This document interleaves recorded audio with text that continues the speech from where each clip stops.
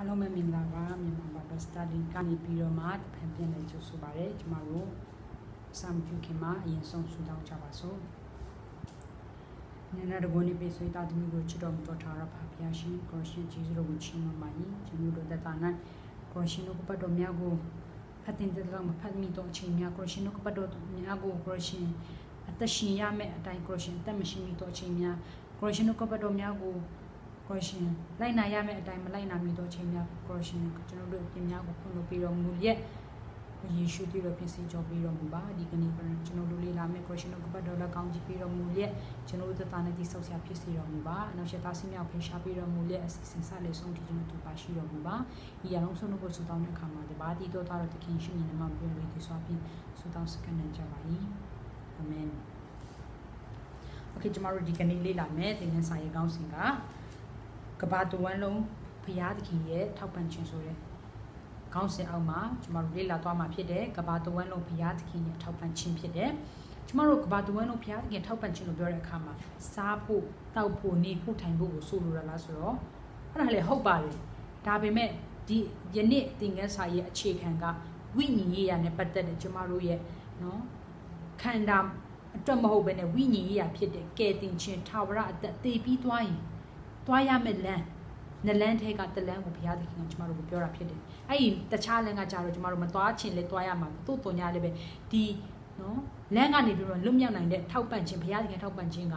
ကယ်တင်ခြင်းအကြောင်းကိုကျမတို့လေ့လာမှာဖြစ်တယ်။ဆိုတော့ဒီကယ်တင်ခြင်းကဘယ်လာလဲဆိုတော့ဘုရားသခင်စီကပဲလာတာဖြစ်တယ်။ကျမတို့တည်တဲ့အတိုင်းကဘာဥစားမှာလူသားတွေကဘုရားရဲ့စကားကိုနားမထောင်ခြင်းကြောင့်လူသားအားလုံးအပြစ်ကျမတို့အပြစ်ထဲရောက်ရှိသွားကြတယ်။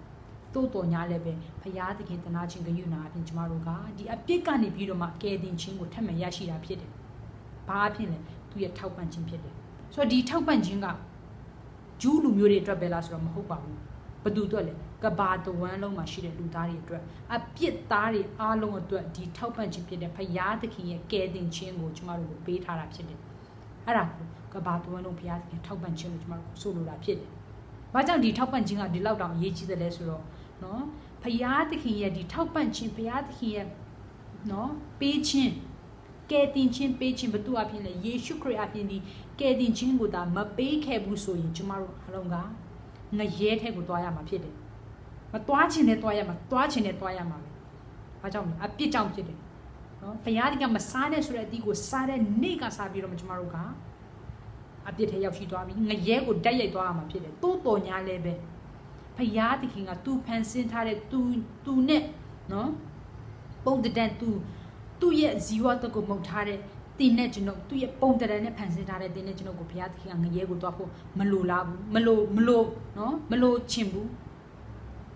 တိုးတော်ညာလည်းပဲဖရာသခင်ကသူပြောထားတဲ့အတိုင်းအေကံမှတေးရမယ်လို့ပြောတဲ့အတွက်ကြောင့်သူတို့လူသားတွေကတော့အေကံမှကျွန်တော်တေးရတော့မှတေးတယ်ဆိုတာတေးပြီးတော့ဘာမှမသိတော့တာမဟုတ်ဘူးငရဲမှာထာဝရခံစားတော့မှဖြစ်တယ်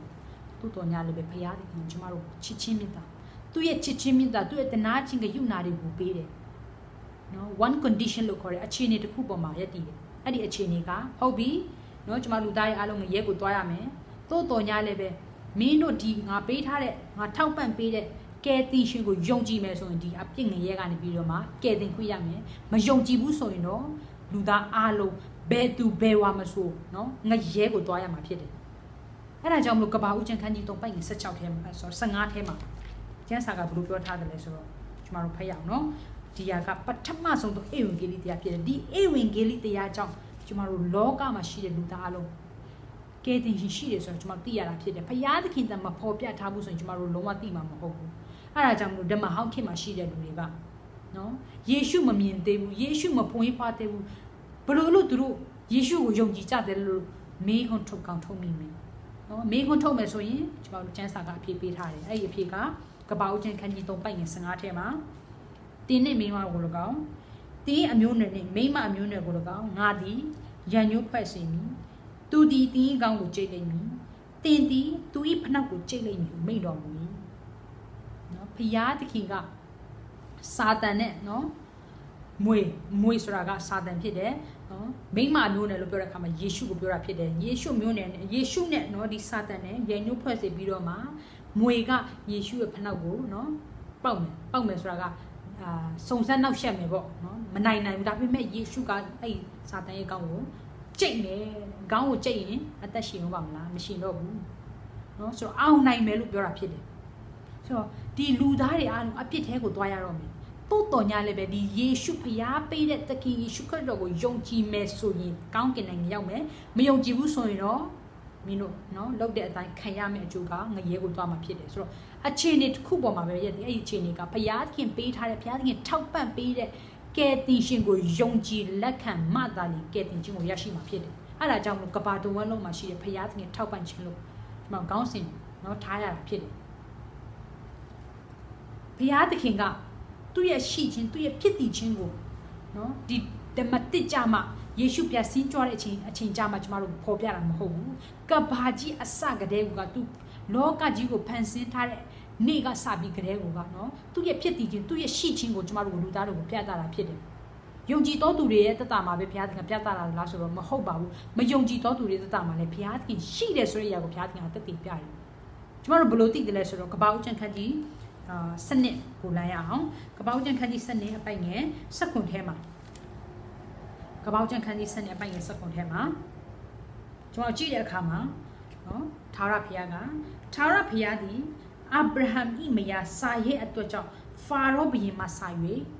နန်းတော်သားတို့ကိုကြီးသောဘေးဒဏ်ဖြင့်ဆုံးမတော်မူ၏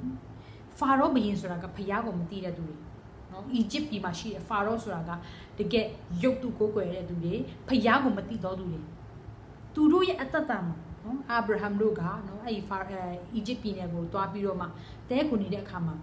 နော်စာရာကိုကြည့်ပြီးတော့မှအဲ့ခေတ်တုန်းကဘုရင်တွေကသူတို့ကြိုက်တဲ့မိန်းကလေးဆိုရင်နော်ယူလို့ရတယ်ပြီးတော့နောက်ထပ်တစ်ခုရှိတာကအာဗြဟံကလည်းသူ့ရဲ့ညီမပါဆိုပြီးတော့မှလိန်တဲ့အတွက်ကြောင့်ဒီဖာရောဘုရင်ကလည်းဟုတ်ပြီဒါဆိုရင်မင်းညီမဆိုရင်ယူလို့ရတယ်ဆိုမှယူတဲ့အခါမှာဘုရားသခင်ကဘာလုပ်လဲဆိုတော့သူ့ရဲ့လူတွေကိုထိတဲ့အတွက်ကြောင့်ဘုရားသခင်ကအာဗြဟံဆိုင်ရဲ့အတွက်ကြောင့်အဲ့ဖာရောနန်းတော်မှာရှိတဲ့မိန်းကလေးအားလုံးမှာဖြစ်ရလဲဆိုတော့မိန်းကလေးတွေမဟုတ်နော်အဲ့နန်းတော်မှာရှိတဲ့လူတွေအားလုံးဘာကြောရလဲဆိုတော့ကြီးသောဘေးဒဏ်ဖြင့်ဆုံးမတော်မူ၏ခက်ခဲစေတယ်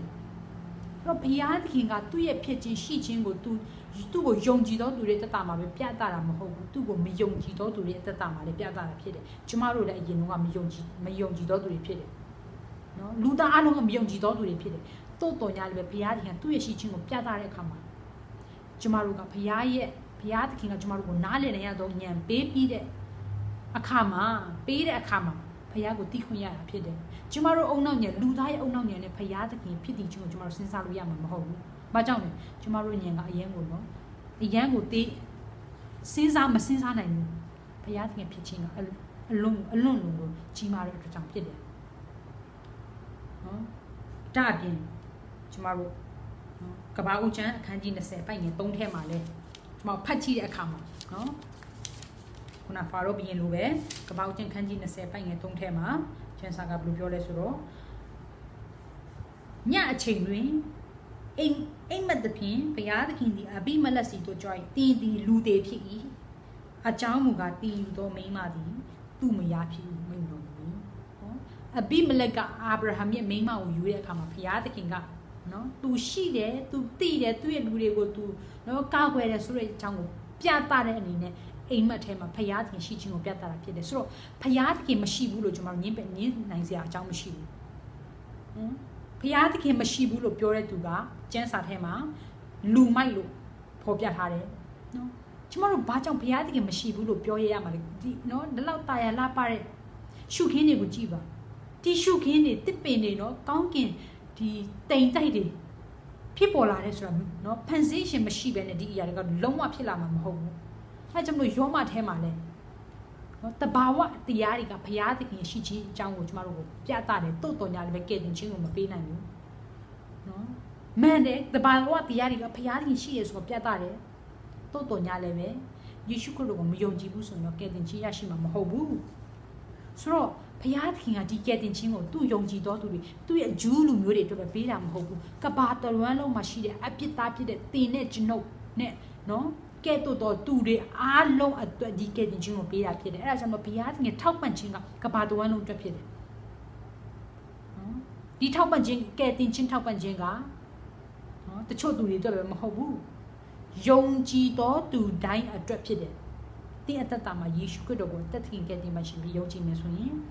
ဖခင်သခင်ထောက်ပံ့ခြင်းပေးဖြစ်တယ်ကယ်တင်ခြင်းကိုတင်းအသက်တာမှာထာဝရရရှိမှာဖြစ်တယ်ဆိုတော့ဒီအခြေအနေတစ်ခုပေါ်မှာမူတည်တဲ့ကယ်တင်ခြင်းဖြစ်တဲ့နော်ကျမတို့ကောင်းလို့မဟုတ်ဘူးပတ်စံပေးနိုင်လို့မဟုတ်ဘူးချမ်းသာလို့မဟုတ်ဘူးဉာဏ်ပညာရှိလို့မဟုတ်ဘူးဖခင်သခင်ရဲ့ဂျေဇုကယုနာတစ်ခုဒီအပြင်သာကျမတို့ဒီကယ်တင်ခြင်းကိုရရှိနိုင်တာဖြစ်တယ်ဖခင်သခင်သာမပေးဘူးဆိုရင်အခုနပြောသလိုပဲလူသားတွေကျမတို့လှုပ်တဲ့အပြစ်ကြောင့်ဘယ်ကိုသွားမှာဆိုငရဲကိုသွားရမှာဖြစ်တယ်သွားချင်သလားသွားရမယ်မသွားချင်သလားသွားရမှာဖြစ်တယ်တို့တော်ညာလည်းပဲဒီငရဲကနေပြီးတော့လွတ်မြောက်နိုင်တဲ့လမ်းတနံဖခင်သခင်ကဘာကြီးစကြတဲ့ကကျမတို့ပေးထားတာဖြစ်တယ်ဆိုတော့ဧဝံဂေလိတရားဆိုတာကဓမ္မတစ်ထဲမှာပဲဧဝံဂေလိတရားရှိတာမဟုတ်ဘူးဓမ္မဟောင်းကတဲ့ကဘာကြီးအစကတဲ့ကိုဖခင်သခင်ဧဝံဂေလိဖခင်သခင်ကိုယ်တိုင်ကပထမဆုံးတော့ဧဝံဂေလိပြောတော်သူဖြစ်တယ်ဆိုရရကိုကျမတို့သိဖို့ပြအဲကြောင့်မလို့ဓမ္မဟောင်းခင်မှာရှိရသူတွေကဒီယေရှုဖခင်ဆင်းကြွလာမယ်ဆိုတဲ့အရာကိုမျော်လင့်ပြီးတော့မှမျော်ကြည့်ပြီးတော့မှယုံကြည်တယ်အဲ့လိုပဲကျမတို့ဓမ္မတစ်ခင်မှာရှိတော်သူတွေကလည်းယေရှုခရစ်တော်ရဲ့ပြုလုပ်ခြင်းကယ်တင်ခြင်းနော်အသေးခံခြင်းသုံးမြောက်တော်နေ့မှာရှင်ပြန်ထမြောက်ခြင်းရှင်ပြန်ထမြောက်ခြင်းတွေကိုပြန်လဲကြည့်နောက်ကြည့်ရင်ပြန်လဲကြည့်ခြင်းအပြင်ကျမတို့ယုံကြည်တယ်ဆိုတော့ဒီအရာတွေကိုကြည့်တဲ့အခါမှာယုံကြည်ခြင်းအပြင်ကျမတို့ကယ်တင်ခြင်းကိုရရှိတာဖြစ်တယ်နော်ဓမ္မဟောင်းကလူတွေနဲ့ဓမ္မတိကလူနဲ့နော်ဘာမှကွဲပြားခြားနာခြင်းမရှိဘူးယုံကြည်ခြင်းဖြစ်တယ်ဒီယုံကြည်ခြင်းကဘယ်သူအဖြစ်လဲဆိုတော့ဘုရားသခင်အဖြစ်ဖြစ်တယ်ဆိုတော့ဘုရားသခင်ကဒီလူသားတွေကိုနော်သူဖန်ဆင်းပြီးတော့မှဒီတိုင်းပြစ်ထားတာမဟုတ်ဘူးတကယ်တော့ပြစ်ထားလို့ရတယ်နော်ဘုရားသခင်မှာအမားဆိုတာမရှိဘူးဘုရားသခင်ကပြောထားပြီးသားမင်းတို့ဒါလုပ်မယ်ဆိုရင်ဒါဖြစ်မယ်ဒါမလုပ်ဘူးဆိုရင်ဒါမဖြစ်ဘူးဒါပဲဘုရားသခင်တိတိကျကျဟောပြပြီးသား simple အရင်ကိုရိုးရှင်းတယ်ဒါပေမဲ့လူသားတွေကရှုပ်ရှက်ခတ်ပြီးတော့မှဘုရားစကားကိုနားမလည်ဘဲနဲ့ကိုအထင်ကြီးကိုအဟုတ်ကြီးထင်ပြီးတော့မှဘုရားရဲ့စကားကိုစန့်ကျင်တဲ့အခါမှာအပြစ်ဆိုတာရောက်ရှိလာတာဖြစ်တယ်ဒီအပြစ်ကြောင့်ကျွန်တော်အားလုံးငရဲကိုသွားရမှာဖြစ်တယ်နော်အဲကြောင့်ကျွန်တော်အသက်တာမှာဘုရားမရှိဘူးဘုရားမသိဘူးဘုရားဘာလို့လဲငါတို့မကယ်တင်ဘူးဆိုပြီးတော့မှကျွန်တော်ဘုရားကိုသွားပြီးတော့လက်ညှိုးထိုးပြီးတော့မှအပြစ်တင်နော်တင်လို့ရတာမဟုတ်ဘူးအပြစ်တင်ရမှာကျမတို့လက်ညှိုးထိုးပြီးတော့မှကိုအပြစ်တင်ရမှာဖြစ်တယ်။ဘာကြောင့်ကျမတို့အဖြစ်ကြောင့်နော်ယေရှုဖခင်အပြစ်မရှိဘဲနဲ့ကားတိုင်းပေါ်မှာတေခံတယ်။သူ့မှာအပြစ်ရှိလားဆိုတော့ဒီဇက်မှာအပြစ်ကိုရှားစရာကိုမရှိဘူး။ဘာကြောင့်သူကဖခင်ကိုယ်တိုင်ဖြစ်တယ်။နော်အပြစ်မရှိတဲ့သူကအပြစ်ရှိတော်သူကျမအတွက်တင့်အတွက်အပြစ်သားတွေအားလုံးအတွက်ကားတိုင်းပေါ်မှာအသေးခံတယ်။၃ရက်မြောက်သောနေ့မှာရှင်ပြန်ထမြောက်တယ်။သူရဲ့ဖခင်ဖြစ်ခြင်းတေခြင်းကိုအောင်မြင်သောဖခင်ဖြစ်တယ်အသက်ရှင်သောဖခင်ဖြစ်တယ်ယနေ့ထိတိုင်အောင်အသက်ရှင်သောဖခင်ဖြစ်တယ်အကယ်၍သာယေရှုဖခင်သာအသက်ပြန်မရှင်ခဲ့ဘူးဆိုရင်ကျမတို့ယုံကြည်ခြင်းနဲ့အရဟတဖြစ်ပြီအဲကြောင့်လို့ရှင်ပေါလုကလည်းပြောလဲဆိုတော့ယောမအခန်းကြီး30ထဲမှာနော်ကျမတို့ဖတ်ရအောင်ယောမအခန်းကြီး30ကိုကျမတို့ကြည့်ရအောင်နော်ယောမအခန်းကြီး30ထဲမှာ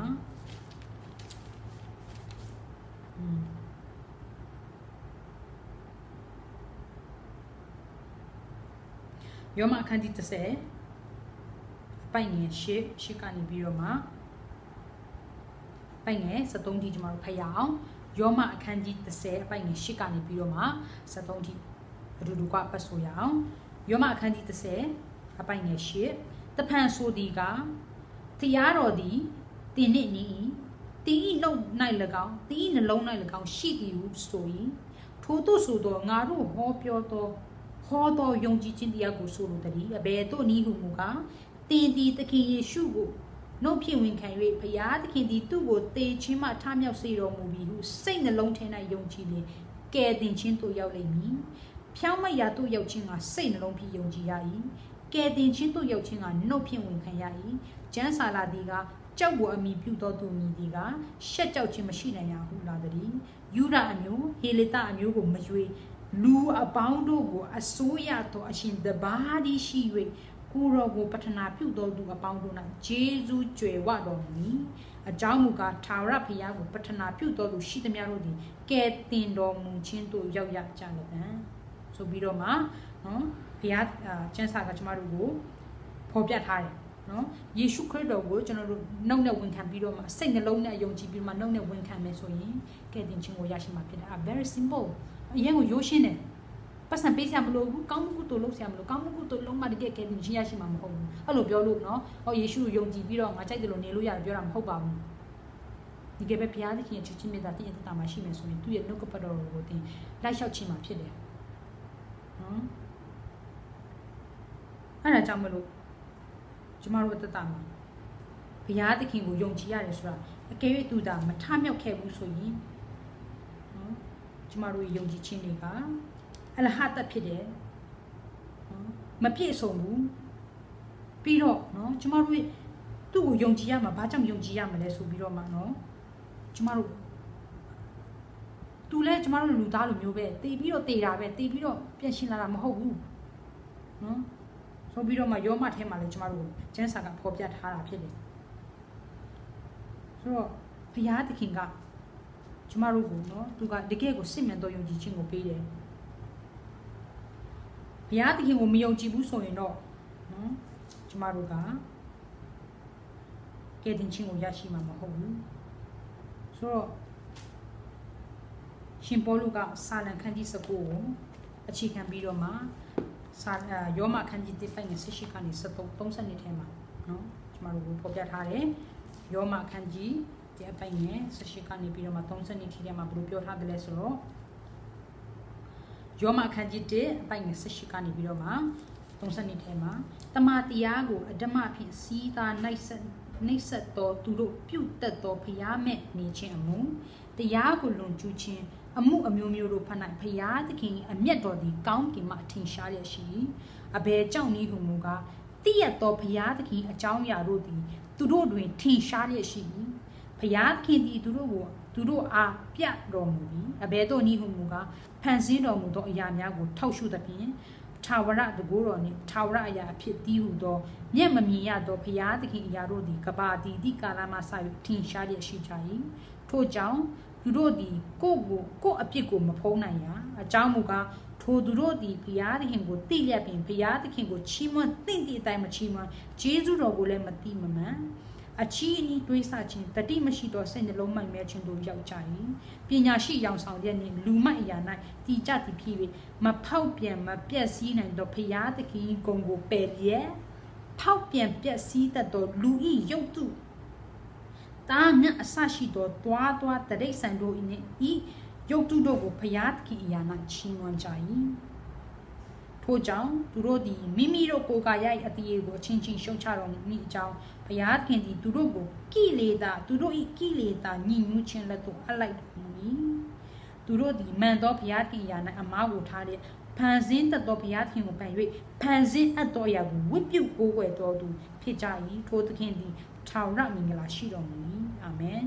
ထိုတို့ပြုသောကြောင့်ဘုရားသခင်သည်သူတို့ကိုရှက်ကြောက်ဖွယ်သောကိလေသာလက်သို့အလိုက်တော်မူ၏အဘဲတို့နည်းဟုမူကားမိန်းမတို့သည်ပဂတိထုံးစံကိုစွန့်၍ပဂတိနှင့်ဆန့်ကျင်ဘက်ထုံးစံကိုလိုက်ကြ၏ထိုနည်းသူယောက်ျားတို့သည်လည်းမိန်းမနှင့်ဆက်ဆံခြင်းပဂတိထုံးစံကိုစွန့်၍အချင်းချင်းကိလေသာစိတ်ပူလောင်သဖြင့်ရှက်ကြောက်ဖွယ်သောအမှုတို့ကိုယောက်ျားချင်းပြုလျက်မိမိတို့မာယွန်းခြင်းနှင့်အလျောက်မိမိတို့အပြစ်ဒဏ်ကိုခံရကြ၏ထိုသူတို့သည်ဘုရားသခင်ကိုမတိမမတ်လိုသည်ဖြစ်၍မလျောက်ပတ်သောအမှုကိုပြုစေမိအကြောင်းဘုရားသခင်သည်သူတို့ကိုမောဟလက်သို့အလိုက်တော်မူသည်နှင့်အညီသူတို့သည်အလုံးစုံသောအဓမ္မကျင့်ခြင်းမတရားသောမေထုံကိုပြုခြင်းစိုးညစ်ခြင်းလောဘလွန်ကျူးခြင်းမနာလိုခြင်းညှို့ဆိုခြင်းလူအသက်ကိုတတ်ခြင်းရန်တွေ့ခြင်းလက်ဖျားခြင်းသူတစ်ပါးကိုမြင်ပြင်းခြင်းတို့နှင့်ပြည့်စုံသောသူချောစားသောသူဆဲရည်သောသူဘုရားသခင်ကိုမုန်းသောသူကျမ်းတန်သောသူမာနထောင်လွှားသောသူဝါကြွားသောသူမတက်ကောင်းသောအသက်ကိုစီရင်သောသူမိဘစကားကိုနားမထောင်သောသူတတိမရှိသောသူသစ္စာပြတ်သောသူမိမသားမယားစသည်တို့ကိုမချစ်သောသူရန်ညှိုးထားသောသူတနာခြင်းကယူနာစိတ်မရှိသောသူဖြစ်ကြ၏ထိုတို့ကျင့်သောသူတို့သည်တေပြစ်ကိုခံထိုက်သည်ဟုဘုရားသခင်စီရင်တော်မူကြောင်းကိုထိုသူတို့သည်သိလျက်ပင်ကိုယ်တိုင်ကျင့်သည်တမကထိုတို့ကျင့်တော်သူတို့အားသူတို့၌အာရဝမ်းမြောက်ကြ၏နော်အဲ့ဒါနောက်ဆုံးတော့ကာလမှာဖြစ်တဲ့အရာတွေအခုချိန်မှာဖြစ်နေပြီဖြစ်တယ်ဘုရားသခင်ကသူ့ရဲ့ဖြစ်ခြင်းသူ့ရဲ့ဖြစ်တည်ခြင်းအရာတွေတဘာဝအပြင်ကျမတို့ဖော်ပြပြီးသွားပြီနော်တဘာဝအရာကိုကြည့်ပြီးမှဟာဘုရားသခင်ရှိတယ်နော်အေးဘုရားငါယုံကြည်တယ်လို့ပြောရုံနဲ့နော်ကဲတင်ခြင်းရရှိမှာမဟုတ်ဘူး ကျမတို့ကစိတ်နှလုံးကျွမ်းမဲ့ယေရှုခရစ်တော်ကိုယုံကြည်လက်ခံမှသာလျှင်ကယ်တင်ခြင်းကိုရရှိမှာဖြစ်တယ်ဆိုတော့ဘုရားသခင်ပေးထားတဲ့ကယ်တင်ခြင်းကငွေနဲ့လည်းဝယ်လို့လည်းမရဘူးနော်ဘာနဲ့မှလဲလို့လည်းမရပါဘူးဆိုတော့အဲ့ရည်ကိုကျမတို့ကြည့်တဲ့အခါမှာနော်ပေတရုကလည်းတမန်တော်ဝတ္ထုအခန်းကြီး30ပိုင်ငယ်34ကနေပြီးတော့မှ35ထဲမှာကျမတို့ပြောထားလဲဆိုတော့ရှင်ပေတရုကတမန်တော်ဝတ္ထုအခန်းကြီး30အပိုင်ငယ်34ကနေပြီးတော့မှ35ထဲမှာနော်ဘုရားသခင်ကလူတွေကိုကြည့်တဲ့ဘုရားမဟုတ်ဘူးဒီလူကနော်ချောလို့ဒီလူကချမ်းသာလို့ဒီလူကဟွာရှိလို့ဆိုပြီးတော့မှလူတွေကဲ့သို့မဟုတ်ဘူးဆိုတဲ့အရာကိုရှင်ပေတရုကရှင်းရှင်းလင်းလင်းကျမတို့ကိုတမန်တော်ဝတ္ထုအခန်းကြီး30အပိုင်ငယ်34ကနေပြီးတော့မှ35ထဲမှာကျမတို့ကိုဖော်ပြထားတယ်ကျမတို့ဖတ်ရအောင်နော်တမန်တော်ဝတ္ထုအခန်းကြီး30အပိုင်ငယ်34ကနေ35ထဲမှာကျမ်းစာကဖော်ပြထားတယ်လူမျိုးမျိုးတို့တွင်ဘုရားသခင်ကိုကြောက်ရွံ့၍တရားသဖြင့်ကျင့်ဆောင်တော်သူသည်အထံတော်၌မျက်နှာရသည်ကိုငါသိမည်36အခုနဆိုရ35ဖြစ်တယ်34ကိုဖတ်ရအောင်ထိုအခါပေတရုသည်နှုတ်ကိုဖွင့်၍အကယ်စင်စစ်ဘုရားသခင်သည်လူမျက်နှာကိုမှတ်တော်မမူလူအမျိုးမျိုးတွင်ဘုရားသခင်ကိုကြောက်ရွံ့တရားသဖြင့်ကျင့်ဆောင်တော်သူတို့သည်အထံတော်၌မျက်နှာရသည်ကိုငါသိမြင်ရ၏ဘုရားသခင်မှာမျက်နှာလိုက်တာမရှိဘူးအဲကြောင့်မလို့ယုံကြည်တယ်ဆိုရင်ကယ်တင်ခြင်းမယုံကြည်ဘူးဆိုရင်မရဘူး။ तू ကဂျူးလူမျိုးဖြစ်လို့ဘုရားသခင်သူ့ကိုကယ်တင်ခြင်းပေးမှဆိုပြီးမရှိဘူး။ဘုရားသခင်လူမျက်နှာကိုလိုက်တဲ့ဘုရားမဟုတ်ဘူး။ကျမတို့လူသားတွေကအတူအရှိအပူအတူနော်အဖြူအမဲအချော်ရုပ်ဆိုးအတော်အသက်ခွဲခြားပြီးတော့မှကျမတို့ကတရားစီရင်ကြတယ်ဘုရားသခင်တရားအဲ့လိုမျိုးတရားစီရင်တဲ့ဘုရားမဟုတ်ဘူး။လောကမှာရှိတဲ့လူတွေအားလုံးကိုနော်ညီညာတပြေးညီကဲတင်ချင်းကိုကျွန်တော်ပေးထားတာဖြစ်တယ်ယုံကြည်မယ်ဆိုရင်ရမယ်မယုံကြည်ဘူးဆိုရင်မရဘူးနော်ချမ်းသာမှရမှာမဟုတ်ဘူးစင်းရဲမှလည်းရမှာမဟုတ်ဘူးယေရှုခရစ်တော်ကိုစင်လို့ခြင်းမဲ့ယုံကြည်မှသာလေဒီကဲတင်ချင်းကိုရရှိမှာဖြစ်တယ်ဒီအပြစ်ကနေပြီးတော့မှလွတ်မြောက်နိုင်မှာဖြစ်တယ်ဒါအပြင်နော်ကျွန်တော်တို့ကိုယ်ကွယ်တဲ့ဘုရားကတကယ်အသက်ရှင်တဲ့ဘုရားဖြစ်တယ်ဆိုတဲ့အကြောင်းကိုလည်းရှင်ပေါလုကတမန်တော်ဝတ္ထုအခန်းကြီး14အပိုင်ငယ်15ကနေ19ထဲမှာထပ်ပြောထားတယ်တမန်တော်အခန်းကြီး14အပိုင်ငယ်15ကနေပြီးတော့မှ19ထဲမှာကျွန်တော်ပြောထားတယ်အားလုံးတွေ့ပြီဆိုတော့ကဖတ်ရအောင်တမန်တော်ဝတ္ထုအခန်းကြီး14အပိုင်ငယ်15ကနေပြီးတော့မှ19ထဲမှာဖတ်ရအောင်အချင်းလူတို့အဘယ်ကြောင့်ဤသို့ပြုကြသနည်းငါတို့သည်သင်တို့ကဲ့သို့သောလောကဓာတ်တရား၌ကျင်လည်တော်သူဖြစ်ပါ၏သင်တို့ဒီအချင်းဤရာတို့ကိုပယ်၍ကောင်းကင်မြေကြီးသမုဒ္ဒရာမှစပြီးအရရတို့၌ရှိလေသမျှတို့ကိုဖန်ဆင်းတော်မူ၍အသက်ရှင်တော်မူသောဘုရားသခင်ထံသို့ပြောင်းလဲရကြမည်အကြောင်းငါတို့သည်ဧဝံဂေလိတရားကိုဟောပြောကြ၏ရှေးလွန်လေပြီးသောကာလတို့၌လူအမျိုးမျိုးတို့သည်မိမိတို့အဖို့အလိုအလျောက်ကျင့်ကြမည်အကြောင်းဘုရားသခင်သည်အလွတ်ထားတော်မူ၏သို့တော်လည်းသင်တို့အားယေရှုပြုလျက်အစာအာဟာရနှင့်ဝပြောချီ၍ဝမ်းမြောက်စေခြင်းကမိုးကောင်းကင်မှဆာ၍မိုးရွာစေတော်မူ၍အသီးနှံတို့ဒီစေတတ်သောဥတုကိုပေးတော်မူသောအပြင်ကိုတော်ရှိတော်မူသည်ကိုတတ်သိမခံဘဲနေတော်မမူဟုပေါလုနှင့်ဗာနဗသည်ကြွေးကြော်လေ၏ဘုရားသခင်ကလူသားတွေအားလုံးအပေါ်မှာယုံကြည်တော်သူတွေအပေါ်မှာပဲမဟုတ်ဘူးနော်မယုံကြည်တော်သူတွေအပေါ်မှာလည်းနေနဲ့မိုးကိုရွာစေတယ်နော်နေနဲ့မိုးဆိုတာကလောကမှာတကယ်အခြေခံအရာဖြစ်တယ်နေမရှိဘူးဆိုရင်တစ်ပင်တွေနော်တယံဇာတာရရှိမှာမဟုတ်မိုးမရဘူးဆိုရင်လည်းအပင်တွေတော့အသက်ရှင်နိုင်မှာမဟုတ်ဘူးဆိုတော့နေနဲ့မိုးကတကယ်ကိုအဓိကအရာဖြစ်တယ်အကယ်၍သာနေမရှိဘဲနဲ့အမောင်ကြီးပဲဆိုရင်ကျမတို့လူသားတွေနော်psychologically ဆိုပြီးတော့မှဆိုတဲ့စိတ်ပိုင်း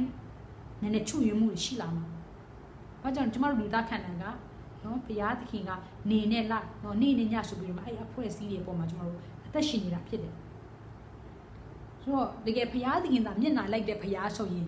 သူ့ယုံကြည်တဲ့သူပေါ်မှာပဲဘုရားသခင်နေကိုပေးပြီးတော့မှမိုးရွာစီမှာ။ဒါဘုရားသခင်လို့ဘုရားမဟုတ်လူသားတိုင်းအပေါ်မှာသူ့ရဲ့တနာခြင်းကယူနာကိုပေးထားတယ်။အဲ့ဒါကတာမန်နော်common grace လို့ခေါ်ရဲcommon grace လို့ခေါ်ရဲရေဘူးရနော်ဘုရားသခင်ရဲ့တနာခြင်းပြုတာဖြစ်တယ်အဲ့လိုပဲဒီကယ်တင်ခြင်းကိုလည်းဘုရားသခင်ကလူသားတွေအပေါ်မှာပေးထားတာဖြစ်တယ် လူသားတွေလို့ပြောတဲ့အခါမှာလူသားတိုင်းအပြစ်သားတိုင်းလူသားတွေကအပြစ်သားဖြစ်တယ်အပြစ်သားတိုင်းပေါ်မှာဘုရားကဒီကယ်တင်ခြင်းကိုပေးထားတာဖြစ်တယ်နော်ဒါကြောင့်ကျမ်းစာတွေကိုဖတ်ကြည့်တဲ့အခါမှာကျမတို့အပြစ်သားတွေဖြစ်တဲ့အရာတွေကျမတို့ဒီအပြစ်သားတွေဘုရားကယ်တင်ရှင်ဘယ်လောက်ထိလိုအပ်လဲဆိုတဲ့အရာကိုဘုရားကကျမတို့ကိုကျမ်းစာထဲမှာအကြိမ်ကြိမ်အခါကကျမတို့ပေါ်ပြတာဖြစ်တယ်နော်ဟေရှာယခန်းကြီးနဲ့အပိုင်ငယ်တစ်ကနေ14ထဲမှာလဲနော်ဒီဓမ္မဟောင်းထဲမှာပေါ့နော်ဟေရှာယခန်းကြီးနဲ့အပိုင်ငယ်တစ်ကနေ4ထဲမှာလဲကျမတို့ကိုယေရှုဖျားမွေးဖွားလာမယ်ဆိုတဲ့အကြောင်းကိုဟေရှာယကဗျာဒိတ်ပေးထားတာဖြစ်တယ်ဟေရှာယခန်းကြီးနဲ့အပိုင်ငယ်တစ်ကနေပြီးတော့မှ4ထဲမှာအလုံးတွေ့ပြီးဆုံးတယ်ကဖတ်ရအောင်နော်ဟေရှာယခန်းကြီးနဲ့ပိုင်ငယ်1မှာ4အလုံးတွေ့ပြီးဆိုရင်အတူတူကဖတ်ရအောင်ဟေရှာယအခန်းကြီးနဲ့အပိုင်ငယ်1မှာ4တဖန်ငါသည်ကိုယ်စိတ်လုံးထဲမှာပြောသည်ကလာပါရွှေလန်းခြင်းအပြင်တင့်ကိုငါစုံစမ်းမည်တို့ဖြစ်၍ကာမဂုဏ်၌ပျော်မွေ့လောဟုဆိုရာတွင်ထိုမှုအရာသည်လည်းအနတ္တဖြစ်လေ၏ရေမောချင်းကိုတင်သည်အယူဖြစ်သည်၍၎င်းရွှေလန်းခြင်းကိုပဲကြောင့်ဤတို့ပြုသည်ဟု၍၎င်းဆိုငါဆိုရ၏တဖန်လူသားတို့သည်မိုးကောင်းကင်အောက်၌တသက်လုံးပြုတင့်သောအမှုကောင်းကိုတိလျက်တိယံသောငါပြည့်ညက်တရားကိုလေ့ကျက်လျက်နှင့်ဇပြည့်ရဲ့အလိုတို့လိုက်၍မိုက်သောအကျင့်တလေ၌ကျင်လေခြင်းကကြံစီကြ၏ကြီးကျယ်သောအလုပ်ကိုစီရင်၍အိမ်တို့ကိုဆောက်၍ဇပြည့်ဥယျင်တို့ကိုလည်းစိုက်ကြ၏စိုက်၏ဆိုပြီးတော့မှဟေရှာယကကျမတို့ကိုပေါ်ပြထားတာဖြစ်ပါတယ်နော်ဆိုတော့ဒီဟေရှာယကနော်ဘာကိုဆိုလို့တလဲဆိုတော့ဒီဖရာသခင်ရဲ့ကဘာတဝမ်းလုံးမှာရှိတဲ့ထောက်ပံ့ခြင်းတွေကကျမတို့လူသားအလုံးအတွက်ဖြစ်တယ်ဒါအပြင်နော်ဒီလောကမှာပျော်မွေ့ခြင်းအရာထက်ဖရာသခင်ကိုရှာဖို့ရန်အတွက်အရေးကြီးတယ်ဆိုတဲ့အရာကိုကျမတို့ပြောပြထားတာဖြစ်တယ်။ဘာကြောင့်လဲဆိုတော့ယေရှာယကနော်ကာမဂုဏ်ပျော်မွေ့ခြင်းတွေကအနတ္တဖြစ်တယ်။လူတွေကဖရာကိုသိမဲ့အရာထက်ဖရာကိုနော်စဉ်းစားရမယ့်အရာထက်သူတို့ကကာမဂုဏ်စည်းစိမ်မှာပျော်ပြပြီးတော့မှတောက်နေစားမယ်နော်ဆိုတဲ့အရာတွေနဲ့သူတို့နေတဲ့အခါမှာဖရာကိုမသိတော့ဘူးအဲဒါကြောင့်မလို့နော်ဓမ္မဟောင်းခေတ်မှာကတည်းက warning တွေပေးထားတာဖြစ်တယ်ဓမ္မတိရောက်မှပဲ warning တွေအင်္ဂလိပ်တရားတွေရှိတာမဟုတ်ဘူးကျမ်းစာအစအဆုံးထဲမှာဖရာသခင် warning ရှိတယ်လို့ဖရာသခင်ရဲ့နော်လမ်းပြခြင်းရှိတယ်အဲ့တော့ဓမ္မဟောင်းခေတ်ကဖရာကကျမတို့ကိုးကွယ်တဲ့ဖရာဖြစ်တယ်ဓမ္မတစ်ခေတ်မှာရှိတဲ့ဖရာကလည်းကျမတို့ဖရာဖြစ်တယ်ဓမ္မဟောင်းပဲဖြစ်ဖြစ်ဓမ္မတစ်ပဲဖြစ်ဖြစ်ကျမ်းစာထဲမှာရှိတဲ့ဖရာကနော်အာဗြဟံအိုက်ဇက်ယာကုပ်တို့နော်ဂျေကုပ်တို့ကိုးကွယ်တဲ့ဖရာကကျမတို့ဖျားဖြစ်တယ်အဲ့ဒါကြောင့်မလို့အာဗြဟံနော်ယေရှုကဘယ်လိုပြောလဲဆိုတော့ယောဟန်ခန်းကြီးရှေ့အပိုက်နဲ့56ကနေပြီးတော့58ထဲမှာယေရှုကနော်သူ့ရဲ့ဖျားဖြစ်ခြင်းကိုဘယ်လိုပြောပြတတ်တယ်လဲဆိုတော့ယောဟန်ခန်းကြီးယောဟန်ခန်းကြီးရှေ့ယောဟန်ခန်းကြီးရှေ့ပိုက်နဲ့56ကနေပြီးတော့58ထဲမှာရှင်ယောဟန်ခရစ်ယာန်ကျမ်းအခန်းကြီး8အပိုင်း56ကနေပြီးတော့မှ58ထဲမှာကျမ်းစာကတင်တို့အဘအာဗြဟံဒီငါကြွလာမိအချိန်ကိုမျော်မြင်ခြင်းကအလွန်အလိုရှိသည်ဖြစ်အလွန်အလိုရှိမြင်ရသောအခါဝမ်းမြောက်ခြင်းသို့ရောက်သည်ဟုမိန့်တော်မူ၏ယူဒလူတို့ကလည်းတင်း၏အသက်သည်အနှစ်90မြတ်မရှိဘဲတဲ့တင်းသည်အာဗြဟံကိုမြင်လေပြီတကားဟုဆိုကြ၏ယေရှုကလည်းငါအမှန်ဆိုသည်ကအာဗြဟံမဖြစ်မီငါဖြစ်၏ဟုမိန့်တော်မူ၏ထိုအခါကိုရောကိုခဲနှင့်ပြစ်ခြင်းကကြောက်ခဲတို့ကိုကောက်၍ယေရှုသည်တိမ်းရှောင်ပြီးသူတို့အလယ်၌ရှောက်သွားပြီးမိမ့်မှန်တော်သူကြွလေယေရှုကနော်အာဗြဟံမဖြစ်မီငါဖြစ်ပြီးဒီနော်တင်တို့ရဲ့အဘိုးဖြစ်တဲ့နော်တင်တို့ရဲ့အဘဖြစ်တဲ့အာဗြဟံကငါလာမယ့်နေ့ယေရှုဖျားလာမယ့်နေ့ကိုမျှော်လင့်ပြီးတော့မှနော်သူအသက်ရှင်တယ်အဲ့ဒါကိုအလိုရှိတယ်လို့ပြောတဲ့အခါမှာနော်ဖာရီရှယ်တွေကပေါ့နော်ယေရှုပြောအသက်50တောင်မပြည့်သေးဘူးအာဗြဟံနော်အသက်ရှင်တဲ့အချိန်ကလွန်ခဲ့သောနှစ်ပေါင်းများစွာဘယ်လိုအာဗြဟံမြင်မှုတယ်လို့မင်းပြောမှလဲဆိုပြီးတော့မှယေရှုကိုသူတို့ဖျားဖြစ်ခြင်းကိုလက်မခံကြဘူးယေရှုကပြောတယ်ငါကနော်အာဗြဟံမရှိမီကတည်းကငါရှိပြီးသားဖြစ်တယ် အာဗြဟံကိုယ်တိုင်ကလည်းယေရှုဖျားဆင်းကြွလာမယ့်အရာကိုမျက်မှောက်ပြုပြီးတော့မှနော်မျော်လင့်ပြီးတော့မှယေရှုဖျားဆင်းကြွလာမယ်ဆိုတဲ့အရာကိုသိပြီးတော့မှဒီနော်ယေရှုဖျားမွေးဖွားလာခြင်းကိုသူမျှော်လင့်နေအဲ့ဒါကြောင့်မလို့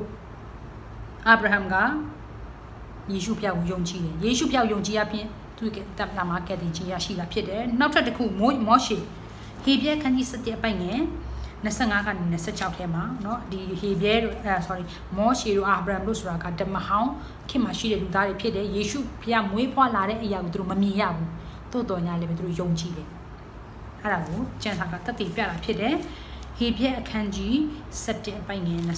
25ကနေပြီးတော့မှ26ထဲမှာဟေဘရဲခန်းကြီး7အပိုင်ငယ်25ကနေပြီးတော့မှ26ထဲမှာကျမ်းစာကဘယ်လိုပြောထားသလဲဆိုတော့အတူတူကဖတ်ရအောင်နော်ဟေဘရဲခန်းကြီး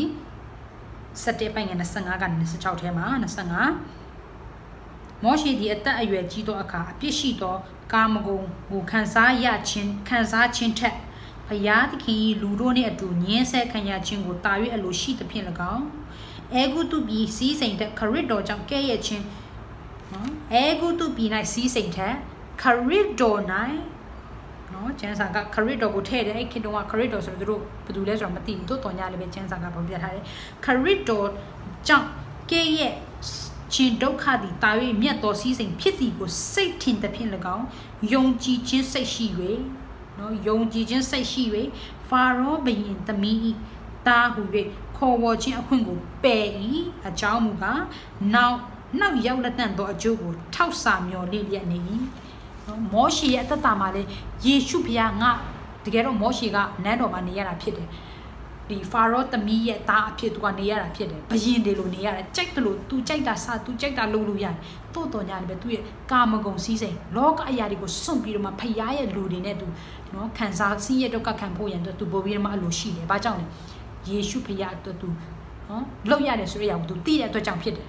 ဆိုတော့ဓမ္မဟောင်းခင်မှာရှိတဲ့ယုံကြည်တော်သူတွေကတောင်မှနော်ယေရှုဖျားဆင်းကြွလာမယ်ယေရှုဖျားကငါတို့အတွက်ကြောင့်တည်ခံမယ်ဆိုရသူတို့ယုံကြည်တယ်သိတယ်အဲ့လိုပဲကျမတို့တက်တာမှလည်းယေရှုဖျားကျမတို့အတွက်ကြောင့်တည်ခံတယ်တောင်းမြောက်တော်နေ့မှာရှင်ပြထမြောက်တယ်ဒီယုံကြည်ခြင်းအပြင်ကျမတို့ကဲတည်ခြင်းရရှိမယ်ဘုရားသခင်ထောက်ပံ့ခြင်းကိုကျမတို့ရရှိမှာဖြစ်တယ်ဆိုတာကိုသိခြင်းယုံကြည်ခြင်းအပြင်ကဲတည်ခြင်းကိုရရှိမှာဖြစ်တယ်ဆိုတော့ဘုရားသခင်ပေးထားတဲ့ဒီထောက်ပံ့ခြင်းကသူ့ကိုယုံကြည်တော်သူတိုင်းအတွက်ဖြစ်တယ်နော်ယုံကြည်တော်သူတိုင်းအတွက်ဖြစ်တယ်ဆိုတာ ਨੇ ယုံကြည်တော်သူတွေအတွက်ပဲဖြစ်တယ်ဆိုတာမတူဘူးနော်မိတ်ဆွေယုံကြည်တော်သူတိုင်းအတွက်ဆိုတာကမယုံကြည်သေးဘူးသင်သက်တာမှာယေရှုခရစ်တော်ကိုမသိဘူးမယုံကြည်သေးဘူးဆိုရင်ယနေ့အဲ့ဒီဘုရားသခင်ထောက်ပံ့ခြင်းကသင်အတွက်လည်းပါတာဖြစ်တယ်မိတ်ဆွေနော်ကျမတို့ယုံကြည်တော်သူတွေအတွက်ပဲမဟုတ်ဘူးကျမတို့လည်းအရင်ခောက်ကစနော်အရင်ယေရှုကိုမယုံကြည်ခင်ကကျမတို့လည်းစာသင်ရဲ့သားသမီးတွေဖြစ်တယ်တိုးတော်ညာလည်းပဲယေရှုကိုယုံကြည်ပြီးတဲ့အခါမှာဒီဘုရားသခင်ပေးထားတဲ့ကဘာတဝမ်းလုံးမှာရှိတဲ့ဘုရားသခင်ထောက်ပံ့ခြင်းဖြစ်တဲ့ကယ်တင်ခြင်းယေရှုခရစ်တော်ကိုယုံကြည်လက်ခံတဲ့အခါမှာကျမအပြစ်တော်ကြောင့်ယေရှုဘုရားအသေးခံတဲ့တောမြောက်တော်နေ့မှာရှင်မြတ်ထမြောက်တယ်ဆိုတဲ့အရာကိုကျမယုံကြည်လက်ခံတဲ့အခါမှာကယ်တင်ခြင်းကိုရရှိတာဖြစ်တယ်ဆိုတော့ဒီယုံကြည်ခြင်းကလောကမှာရှိတဲ့လူသားတွေအတွက်ဖြစ်တယ်အားလုံးအတွက်ဖြစ်တယ်ယေရှုကိုယုံကြည်ပါယေရှုကဘုရားရဲ့သားတော်ဖြစ်တယ်အဲဒါကြောင့်ခရစ်မတ်အခုခရစ်မတ်လာတော့မယ်เนาะဒီဇင်ဘာရောက်တော့မယ်ခရစ်မတ်ကိုဘာကြောင့်ကျမတို့လောကတဝန်းလုံးမှာကျင်းပကြတယ်เนาะယုံကြည်တော်သူလည်းကျင်းပါတယ်မယုံကြည်တော်သူလည်းကျင်းပကြတယ်ဒါပေမဲ့အတိတ်ပဲကိုမသိဘူးခရစ်မတ်ရဲ့အတိတ်ပဲကပေးဆက်ခြင်းဖြစ်တယ်ဘာပေးဆက်ခြင်းလဲဘုရားသခင်သူ့ရဲ့တပါးတီကိုသားတော်ကိုကျမတို့လောကကိုပေးဆက်တာဖြစ်တယ်ဘာကြောင့်လဲအပြစ်မရှိတော်သူကအပြစ်ရှိတော်သူအတွက်အပြစ်ရှိတော်သူကိုကယ်တင်ဖို့ရန်အတွက်အပြစ်မရှိတော်သူကတည်ဖို့ရန်အတွက်လောကကိုဆင်းကြွလာတာဖြစ်တယ်အဲဒါကြောင့်မလို့နော်ကျမတို့ကယ်တင်ရှင်မွေးဖွားလာပြီဆိုတဲ့အရာကိုသိချင်ဖြစ်နော်ကဘာကြီးတကွန်းလုံးကတော့နော်ဆင်နွှဲကြတယ်ယေရှုရဲ့မွေးနေ့ကိုသူဒါအသက်မရှိတော့ဘူးဆိုရင်ကျမတို့ယနေ့ထင်ကြည့်နော်ကဘာကြီးတဝမ်းလုံးကကျင်းပမှာမဟုတ်ဘူးသူယနေ့အထိအသက်ရှင်နေသေးတယ်ဖြစ်တယ်တနေ့တော့တစ်ချိန်မှာယေရှုပြန်လဲဆင်းကြွလာမှာဖြစ်တယ်နော်မိတ်ဆွေတင်းသက်တာမှာဒီတည်င်းကောင်းကိုမကြားဘူးသေးဘူးဆိုရင်ဒီနေ့ကနော်တင်ကြားရတဲ့နေ့ဖြစ်တယ်အဲ့တည်င်းကောင်းကတင့်အပြစ်တွေကိုစေးကြောပေးမယ်ကဲတင်ရှင်မွေးဖွားလာပြီကဲတင်ရှင်မွေးဖွားခဲ့ပြီလွန်ခဲ့သောနှစ်ပေါင်းနော်2000ကျော်ကတင့်အပြစ်ကြောင့်ကားတိုင်းပေါ်မှာအသေးခံတဲ့3ရက်မြောက်သောနေ့မှာရှင်ပြန်ထမြောက်တယ်ယေရှုရဲ့အသွေးတော်အပြင်တင့်အပြစ်အလုံးစေးကြောပေးပြီးပြီဒီယေရှုခရစ်တော်ကိုတင့်နော်နှုတ်နဲ့ဝန်ခံပြီးတော့မှစိတ်နှလုံးချွတ်မဲ့ယုံကြည်မယ်ဆိုတဲ့ဒါမှာကဲတင်ရှင်ရရှိမှာဖြစ်တယ်မိတ်ဆွေ အဲ့ဒါကမလွဲမသေးအာမခံစိတ်ချမှုတစ်ခုဖြစ်တယ်ကျမတို့တေပြီးတဲ့အခါမှာမပြီးသွားဘူးတေပြီးတဲ့အခါမှာလက်နဲ့လက်ရှိတယ်ကောင်းကင်နဲ့ငရဲရှိတယ်ယေရှုခရစ်တော်ကိုယုံကြည်မယ်ကျမတို့အပြစ်ကြောင့်ကျမတို့ရဲ့မူလဇီဝเนาะ sorry ကျမတို့ရဲ့မူလအပြစ်ကြောင့်လူသားတိုင်းအပြစ်သားတိုင်းလူသားလို့ပြောတဲ့အခါမှာအပြစ်သားကိုဆိုလိုတာဖြစ်တယ်အပြစ်သားတွေငဲကိုသွားမှာဖြစ်တယ်ဘုရားသခင်ကကျမတို့သူနဲ့တည့်ပုံတန်နဲ့အညီဖန်ဆင်းထားတဲ့လူသားတွေကိုအပြစ်ထဲเนาะငရဲကိုမသွားစေခြင်းတဲ့အတွက်ကြောင့်ကဘာကြီးအစကလေးကလူသားရဲ့အပြစ်ထဲကိုရောက်ရှိကြတဲ့ကိုကယ်တင်ဖို့ရန်အတွက်ကယ်တင်ရှင်ကိုကျမတို့ပေးခဲ့ပြီးသားပြီဖြစ်တယ်အဲ့ကယ်တင်ရှင်ကဘာလို့လဲဆိုသခင်ယေရှုဖြစ်တယ်တခင်ယေရှုကလည်းကျမတို့ကြောင့်အပြစ်เนาะကျမတို့အပြစ်တဲ့ကြောင့်အသေးခံခဲ့ပြီးပြီတောင်းမြောက်တော်နေ့မှာရှင်ပြန်ထားမြောက်ခဲ့ပြီးပြီယေရှုခရစ်တော်ကိုယုံကြည်လက်ခံမယ်ဆိုရင်ကျမတို့เนาะအပြစ်ကြောင့်ရောက်ရှိမယ်ငရဲတွေငရဲကနေပြီးတော့မှယေရှုကကျမတို့ကယ်တင်မှာဖြစ်တယ်ကျမအပြစ်တွေအားလုံးကိုဆေးကြောပေးမှာဖြစ်တယ်အပြစ်ဆေးကြောခြင်းမရှိဘူးဆိုရင်ကျမတို့ကယ်တင်ခြင်းရရှိနေမှာမဟုတ်ဘူးဆိုတော့ကဘာတဝမ်းလုံးမှာရှိတဲ့ဘုရားသခင်ထောက်ပံ့ခြင်းကခန္ဓာအတွက်ပဲမဟုတ်ဘူးဝိညာဉ်ရေးရအတွက်ဖြစ်တဲ့ကျမထာဝရအသက်ဖြစ်တယ်ဘသူအဖြစ်နဲ့ယေရှုခရစ်အဖြစ်သာဖြစ်တယ်ယေရှုခရစ်ကလွဲပြီးတော့မှကျမတို့ကိုเนาะကျမတို့အပြစ်အတေကိုဆေးကြောနိုင်တဲ့အရာတစ်ခုမှမရှိပါဘူးအဲ့ဒါကိုသိပါเนาะဘုရားသခင်ယေရှုခရစ်တော်တာလည်းအသက်ရှင်သောဘုရားသခင်ဖြစ်တယ်ထာဝရအသက်ရှင်တဲ့ဘုရားဖြစ်တယ်ကျွန်ုပ်တို့အပြစ်ကိုဆေးကြောပေးတဲ့ဘုရားဖြစ်တယ်ဘယ်အသွေးအဖြစ်ကျမတို့เนาะတာမန်သွေးတွေနဲ့ကျမတို့ဆေးကြောပြီးယေရှုအသွေးအဖြစ်တာကျမတို့အပြစ်ကိုဆေးကြောခွင့်ရရှိမှာဖြစ်တယ်အဲဒါကြောင့်မသိအတ္တတာမှာဒီယေရှုကိုမယုံကြည်သေးဘူးဆိုရင်မသိသေးဘူးဆိုရင်ယနေ့ပဲယုံကြည်ပါယနေ့ပဲသိပါယနေ့ပဲသိအတ္တတာမှာယုံကြည်လက်ခံပါတင်းအပြစ်ကိုတင်သိပြီးတော့မှเนาะဒီအပြစ်ကြောင့်ကျွန်တော်ငရဲကိုသွားရမှာဖြစ်တယ်တိုးတော်ညာလည်းပဲယေရှုဖခင်ကကျွန်တော်တို့အပြစ်တွေကိုဆေးကြောဖို့ရန်ကားတွေပေါ်မှာအသေးခံတယ်အသွေးတော်ကိုသွန်းလောင်းတယ်